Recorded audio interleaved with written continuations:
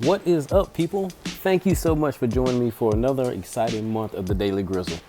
I know you guys have been super busy between Thanksgiving and Christmas, so I hope you had an awesome time spending time with your family. Me and the family here have been doing pretty good, hanging out at the house.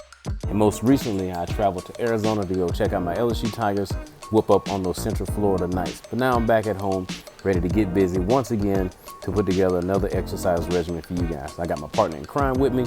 He's always taking up space and getting in the way, so I figured I'd make him a part of the program.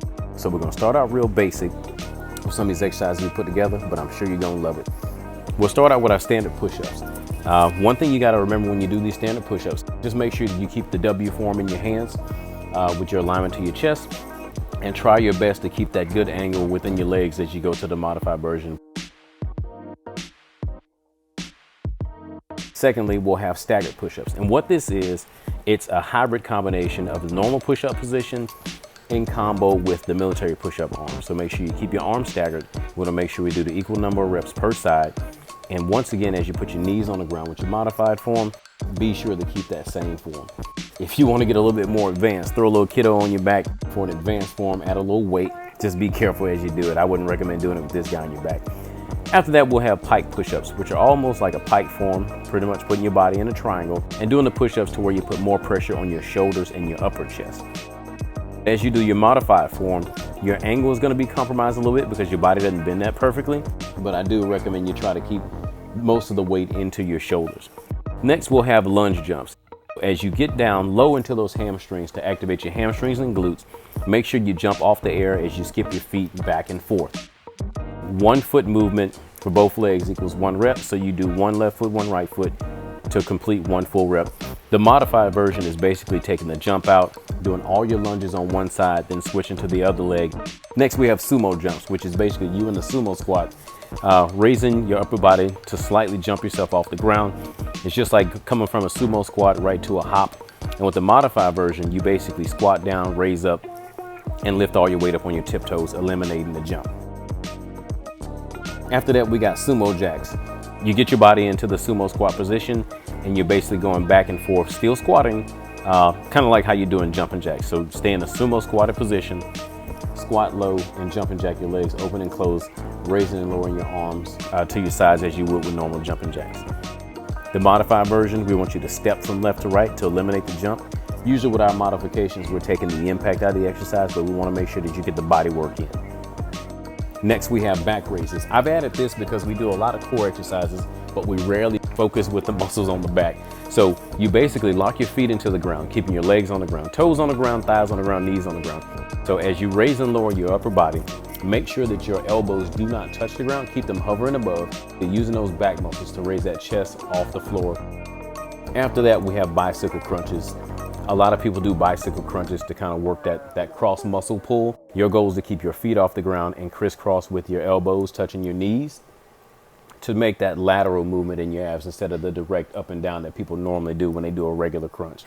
Next, we'll have what I call oblique side kicks, and it's basically holding your body in a plank form, doing a lateral kick of each leg one at a time. And what that does is it works your oblique muscles. You can also do a modified version of this, minus the kid once again. And with that modified version, you put your knees on the ground, make the angle, and kick one leg out one at a time. Just remember to get your legs under yourself before you move to the next leg because you don't want to fall and collapse on the ground. So keep that in mind as you do your modified form.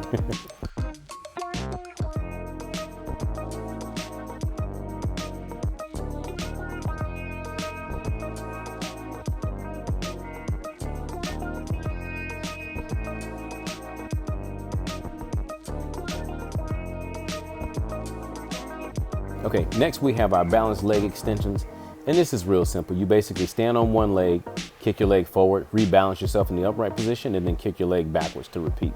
If you struggle with standing on one leg while you do this, do the modified version, where you basically raise your leg, put it out, tap it on the ground when you get to the midpoint, and do the same thing when you kick your leg backwards. Raise it up, put it out, and tap it on the ground before you go forward. Don't forget to do both sides. The reps count for both sides. Next, we have what's called the Superman banana. And what that's basically doing is holding your body in the Superman form, arms and legs off the ground, basically nothing but your belly touching the ground. And you'll hold that position for 5 seconds. And once the 5 seconds is up, you will roll your body over, into what is called the banana position and holding your arms and legs off the ground as well. You will go back and forth in between these positions. 1 Superman, 1 banana equals 1 rep. And this is going to be more of a time-based exercise. So you'll do 3 Supermans and 3 bananas as you rotate in between the exercises. Also guys, if you're checking out this video, that means you visited our YouTube channel. Be sure to like this video and subscribe to the page just so you can get more direct information on these updates as we post them, especially if you don't follow our group on Facebook. And if you don't follow our group on Facebook, we recommend that you join us there as well.